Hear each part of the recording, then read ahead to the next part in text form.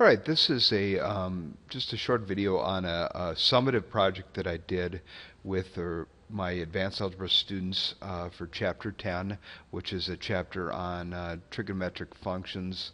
It was an opportunity for students to show their learning in, say, a different way than a test, a little bit more project-based. So what I did is I gave them 4 different options, and they had to choose 2 of those 4 options.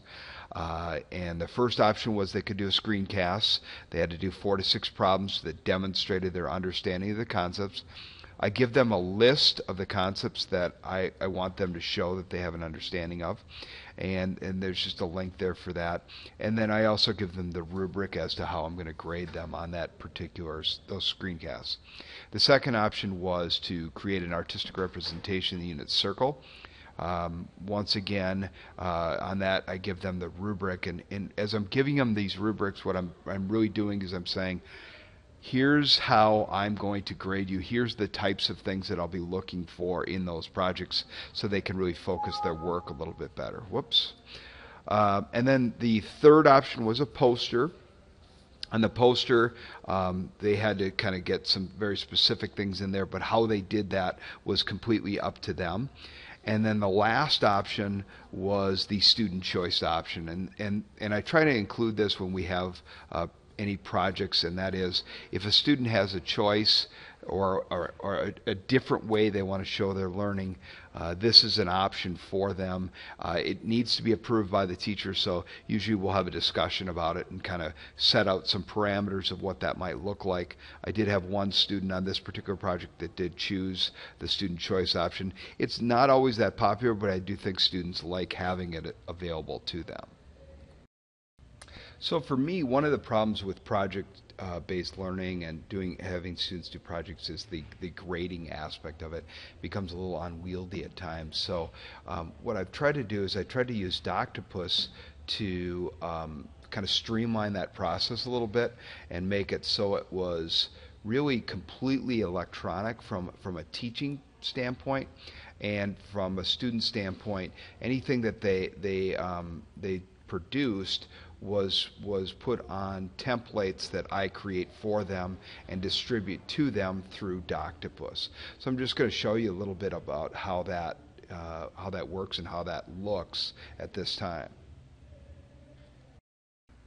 All right, so here's the spreadsheet then that I used to work with Doctopus. For those of you, according to Mr. Walker, you guys have talked about Doctopus or have gone through it a little bit, but Doctopus allows us to kind of distribute information to students, collect information from students, and even grade information for students and return it to them all electronically.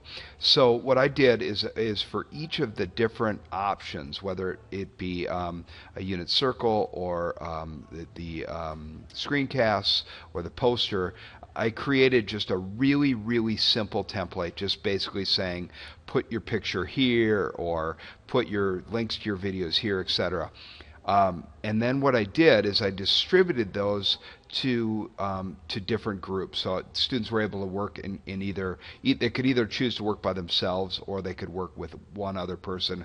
In some cases I allowed 2 other people just because of certain social situations.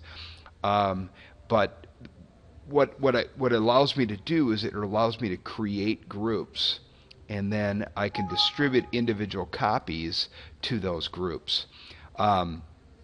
So you'll notice this group column here. This is where that information is coming from. If you use Doctopus, what it does is it then creates a link to those documents right over here that you can then follow and then grade their work. So for instance, if I click on this first link here, I can open up this document and see kind of what they've done.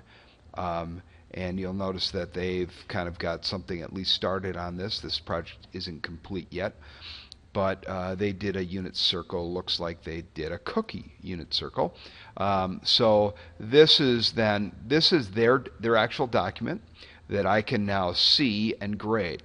What Doctopus also allows us to do is it allows us to attach a rubric to that assignment. So right now, because I'm using Doctopus, I can click right up here on this little eye, and it will bring up the associated rubric that I've put with this particular project.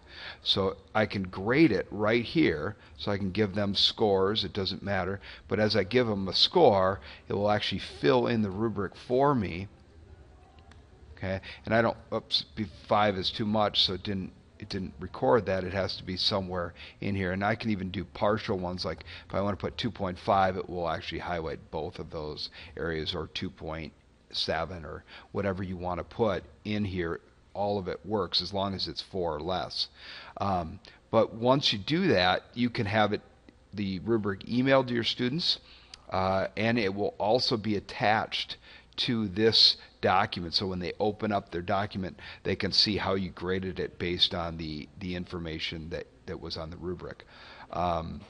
It also will take that information then and bring it into your spreadsheet that we have here. Now I don't want to save this, so I'm just going to click out of it.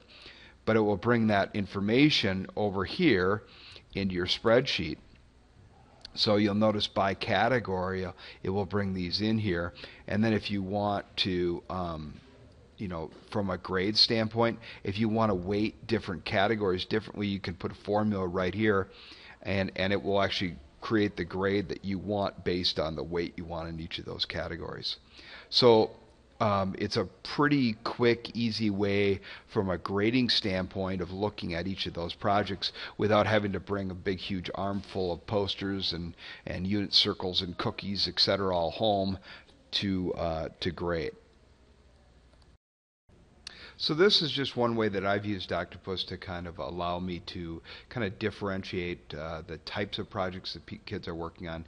It gives them an opportunity to have choice, but from my vantage point, it's not too much more tedious than any other work that I might necessarily collect, because the electronic aspect of it allows me to grade it fairly easily without having to bring big sets of projects home to grade.